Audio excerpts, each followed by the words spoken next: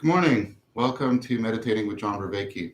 I'm a cognitive psychologist and a cognitive scientist at the University of Toronto, where I academically and scientifically study phenomena like mindfulness meditation, related phenomena like fluency, insight, flow, mystical experiences, transformative experiences, higher states of consciousness, enlightenment, wisdom.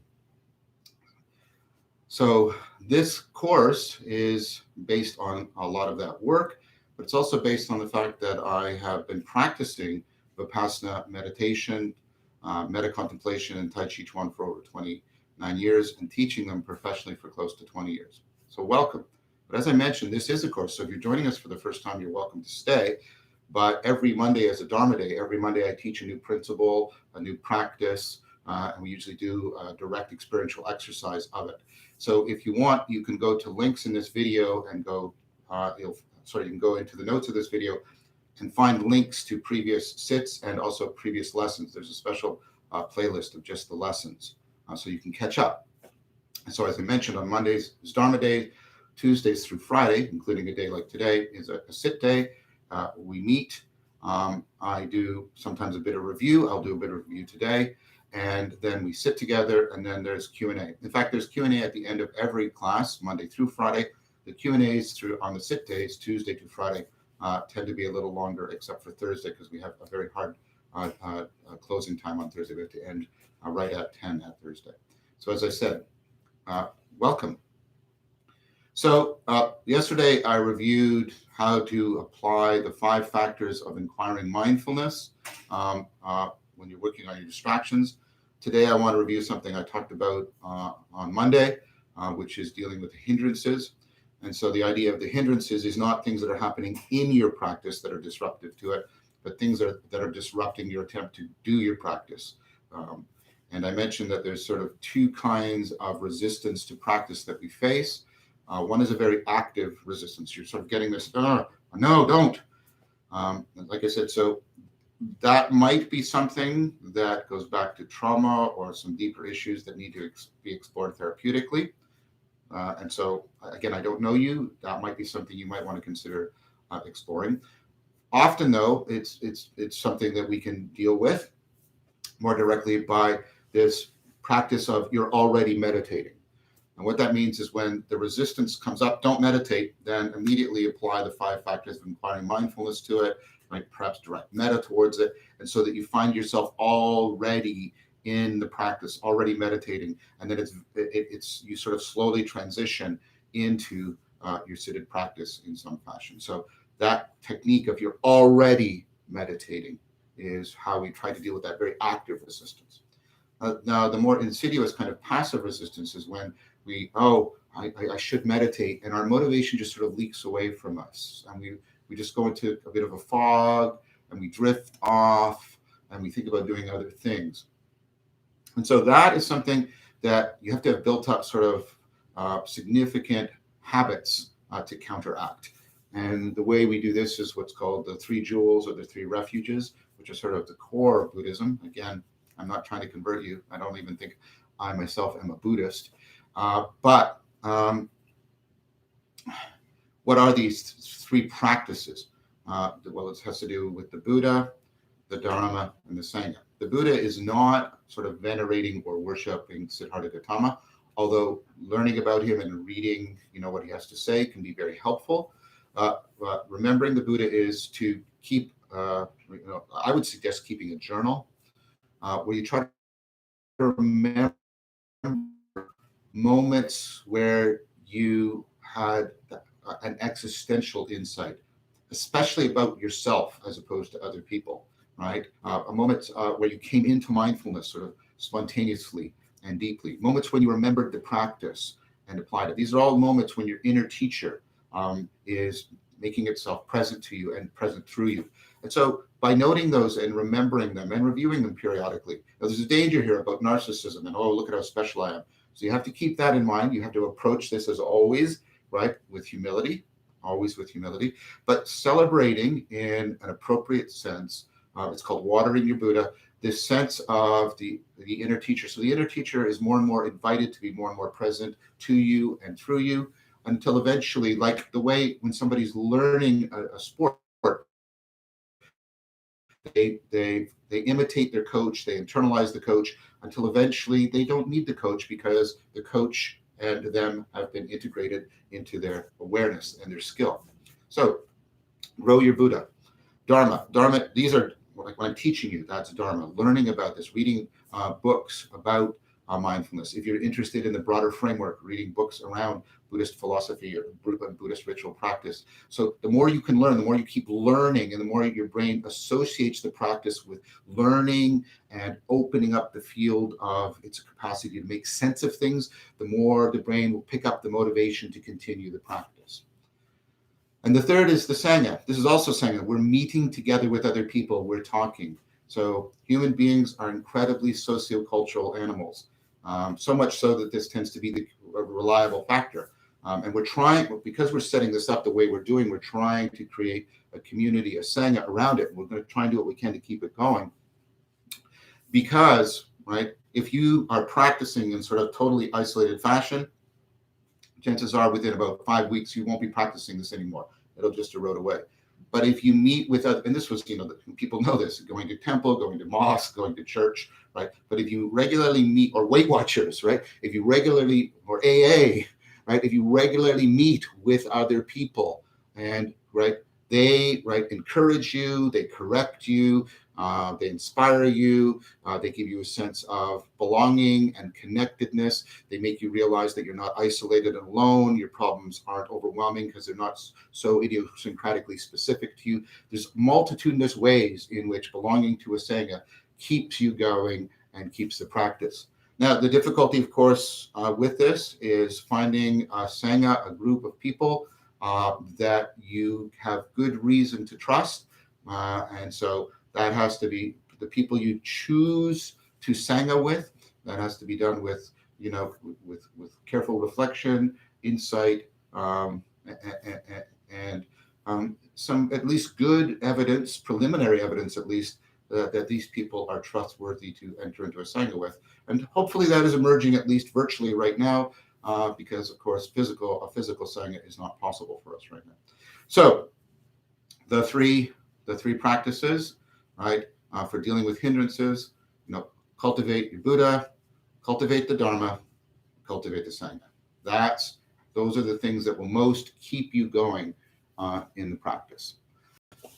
Okay, so I think we're ready. I think there's a couple things I'll announce when I do the Q&A.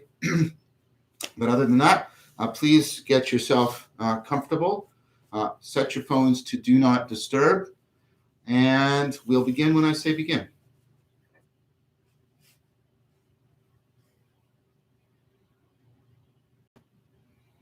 Begin.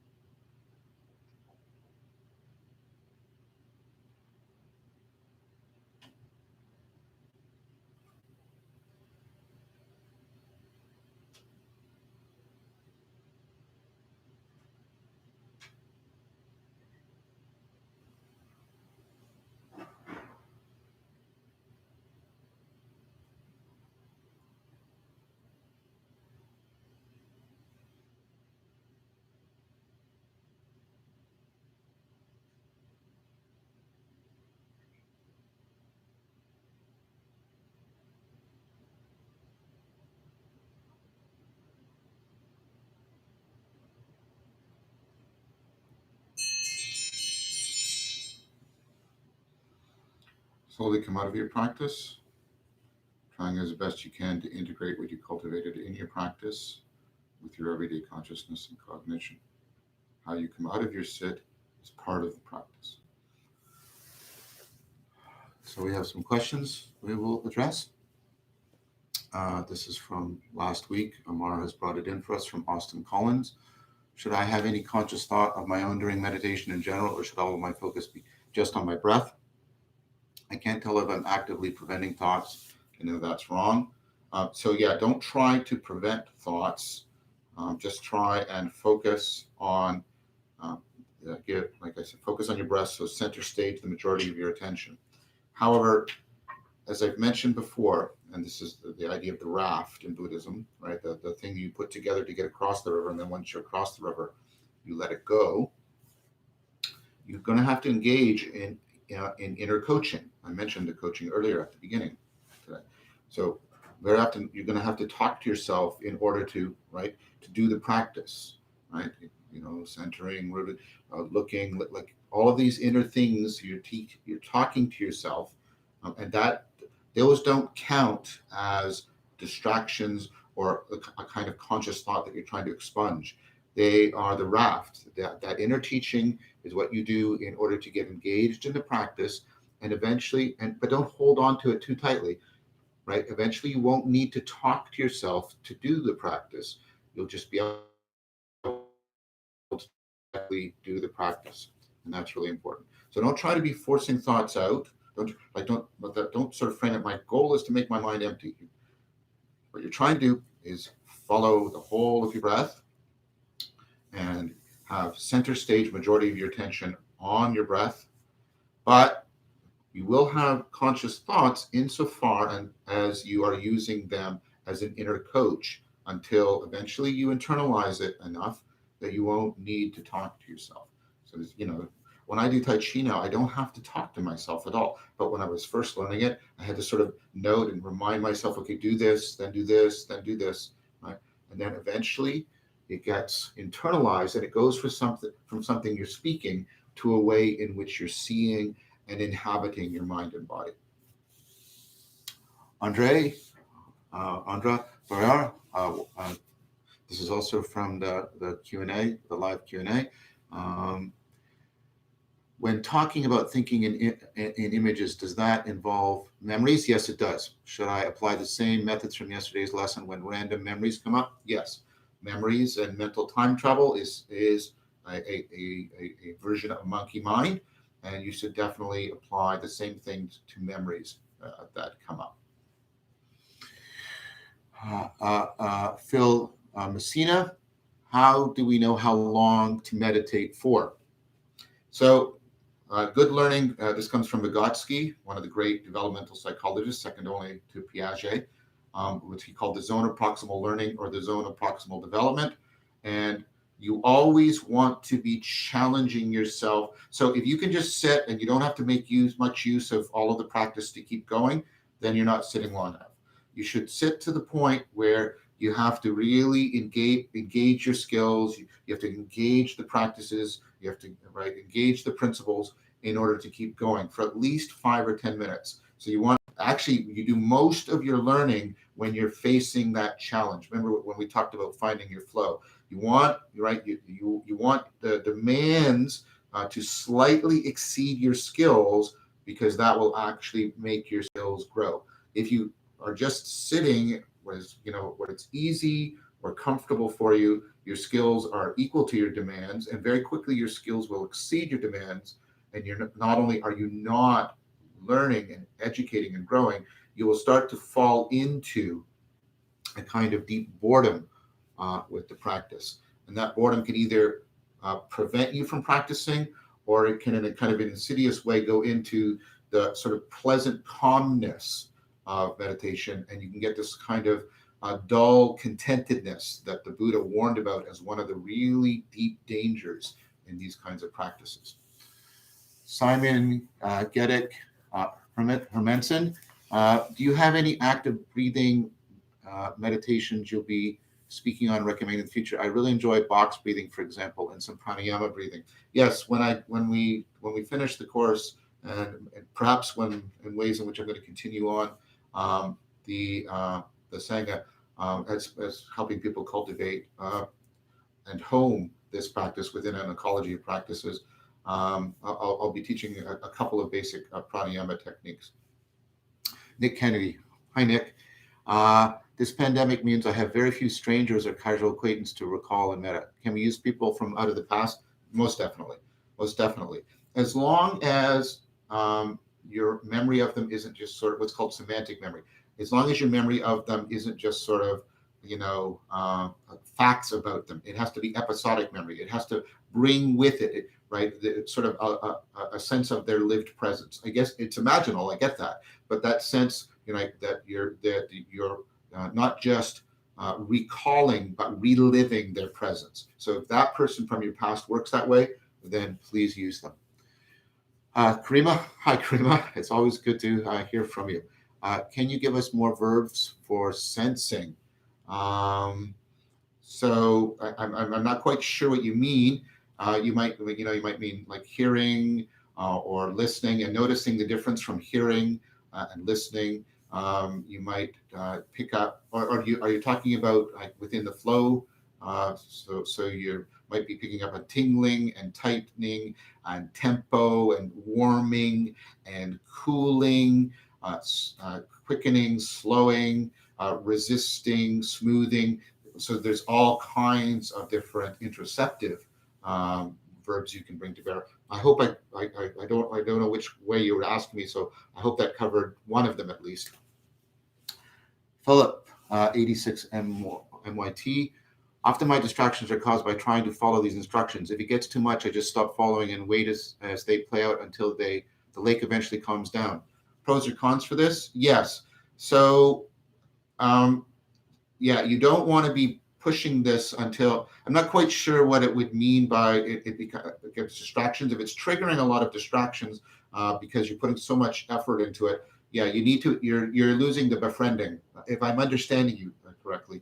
And so you need to slow down, maybe not apply so many of the principles, go slow down the pace, go more gently.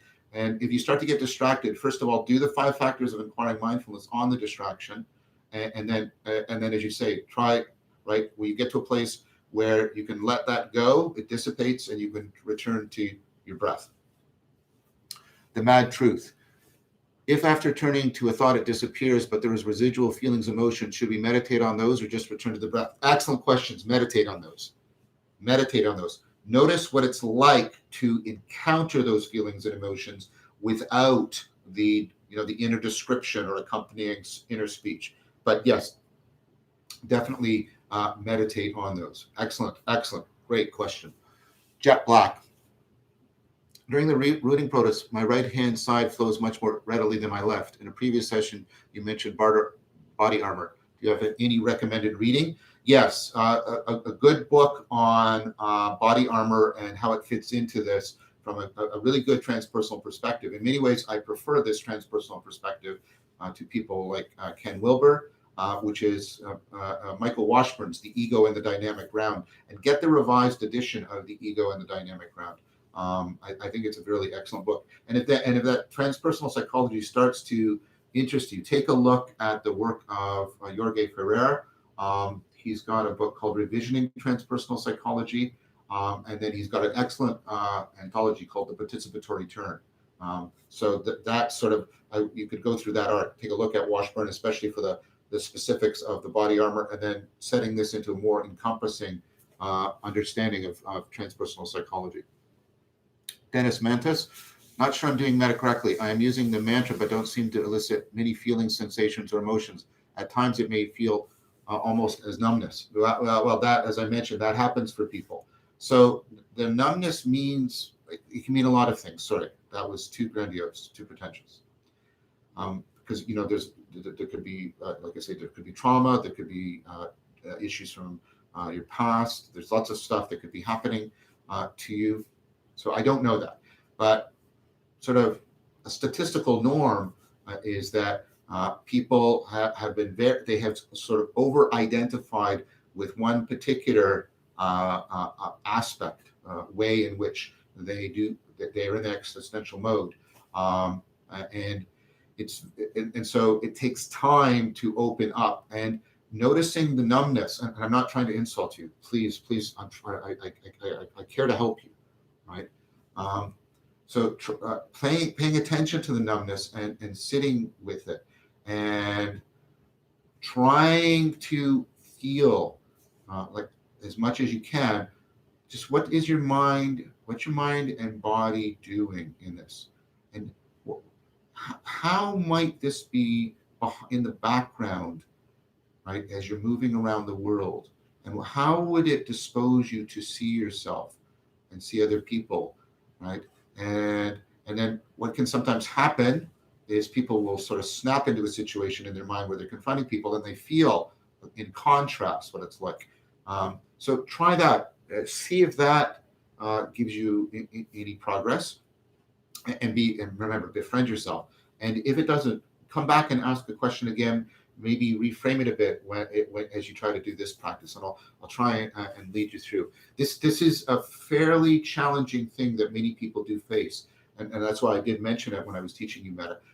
And because we spend so much time, and our culture drives us into the having mode and drives us into a kind of very specific and limited awareness of the process of co-identification. This is why the Stoics had all these other practices. One more thing about this: if metta just doesn't take for you, like I said, if we move into it, I hope we do, the wisdom Sangha, I'll teach you some other practices from Stoicism that are really good at trying to bring up that awareness of the co-identification process and the remembering of the being mode. So hopefully, between all of this, I can afford something that will avail you in some way. All right. Well, we have some more questions that were left over. We'll pick them up again tomorrow. One of the advantages of the sits is we get to get through all the questions. I want to thank you all for joining. So I spoke to Amar, and he would like to remain just simply a techno mage. I know that many of you were trying to, in celebration of his birthday, you wanted to promote him to grand techno mage, but he thinks that's too pretentious. He's happy with just being a mere techno mage. So I thank my techno mage and good friend Amar for helping me. As always, I thank my beloved son. I really depend on him in so many ways, not only for this practice, but in my life in general. Please subscribe to this channel to be notified of the next video. You will also find a lot of accompanying videos on a lot of the other phenomena I've been talking about. I make reference to insight, flow, wisdom, how to set this into a broader ecology of practices, how to respond to the meaning crisis in general, which is really being exacerbated by the pandemic crisis. Please invite others who might benefit from this series by sharing the series. Help me to help as many people as I can by sort of promoting the series. And a reminder that we will be doing this every weekday morning at 9:30 EST. Monday is Dharma days, Tuesday through Friday are sits days. And for more general questions beyond the practice, which is what we cover in the week and in the daily Q&As, we have a monthly Q&A to try and answer these more general questions. So please look for that, and you're welcome to come in. And you can also ask questions about this practice there. They're not precluded, but it's especially good for asking more encompassing practices for cultivating, more encompassing questions for cultivating an ecology of practices. So as always, thank you very much for your time and attention. Please keep your sitting. Continuity is more important than quantity. If you honestly can only sit for 5 minutes, sit for 5 minutes. Befriend yourself. Cultivate wisdom and discernment. It will be one of the most important things we will need to keep going. Thank you very much for your time and attention. Goodbye, everyone.